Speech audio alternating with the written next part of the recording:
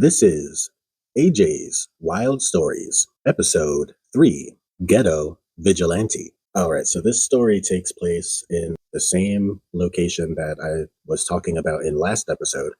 Very problematic location. It makes sense. Just picture any chain restaurant. You walk into an Outback, you walk into Chili's, Texas Roadhouse. It's a family restaurant, but it also has a bar section. The whole room has high tables and a bar. Anyway, so the bar section at this location, every Friday they had a DJ come in and they had really dirt cheap cocktails. I'm telling you, every Friday you would see women coming in dressed up like they're going to a nightclub. It was a different scene. It would be packed like a nightclub in this little chain restaurant. A lot of problems definitely came out of that. And one night the DJ's playing his music, whatever. And this big guy, big towering guy, a person of color, if you will, but he was huge. He looks like a bodybuilder. And he had a white tank top on and a do-rag. And he came up to me with one plan. It was to intimidate me into giving him a free shot of whiskey. And it worked. So he came up to me and he was like, "Hey, man, I just got out." And I was like, "Oh, just got out?" He's like, "Yep, I just got out. I need a shot right now. Give me a shot of Jack Daniels." He said it just like that.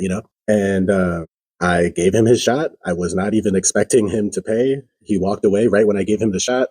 And yeah, it's exactly what I expected. Just from that little interaction, that little exchange, I knew I'm going to pour you this Jack Daniels and you're going to walk away and I will be safe. Keep that guy in your head, okay? Remember that guy. We'll call him Floyd, G. Floyd. Later on, here's what happened. So it's towards the end of the night. The DJ plays one of my favorite songs. If you know that song by Black Rob, like Whoa. Bum, bum.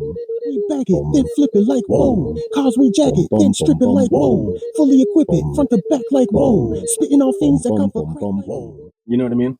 Anyway, that song comes on and I'm rapping along with that song. I love that song. I'm feeling good. I probably had a couple shots, I'm not gonna lie, let's face it. And this guy comes up, this white guy, and he says, "Can I get a tall Yingling?" And I'm like, "Sure, yeah, coming right up."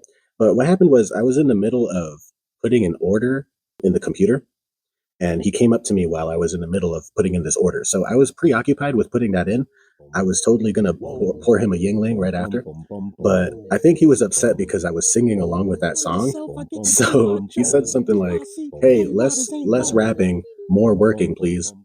And so rightfully so, like he just wanted his Yingling. But anyway, I kind of like wanted to get a rise out of him after that. So I was like, "Yeah, coming right up, man." Just being a real smart ass. "Yeah, it's coming right up." Haha, like laughing, like slapping on the bar countertop and stuff, just being rowdy. And the guy goes, "Actually, I'll talk to your manager too when you get a chance." And I was like, fuck. Checkmate, dude. So I had to go get the manager for this guy. And my tail was between my legs. You know what I mean? Like, I'll admit it. I was being a jerk and I had to pay the price. So I'm making other people drinks while my manager came up front to talk to the guy. G. Floyd came back up to me during that time. So I'm watching the other guy, the angry customer, basically like going off on my manager about me. And G. Floyd came back around and he's like, "Hey, man, I'm going to need another shot. Pour me up another shot of Jack." So at that point, I was pleading with the guy. I said, "Dude," I was like, "Right now is not a good time. You see that guy over there talking to my manager? Well, he's talking about me right now. I'm kind of in trouble and I'm not in the position to keep pouring you free shots." And so this is where the story kind of turned because G. Floyd, he turns around and he points at that guy and he's like, "Oh, you talking about this bitch right here?" And he just goes over. I don't know what he said, but he goes over to the guy. The body language looked really intimidating. The angry customer went from like angry face to like a smiling face trying to be on the big guy's good side. It was hilarious. But anyway, dude, the angry customer called the police. The police got involved.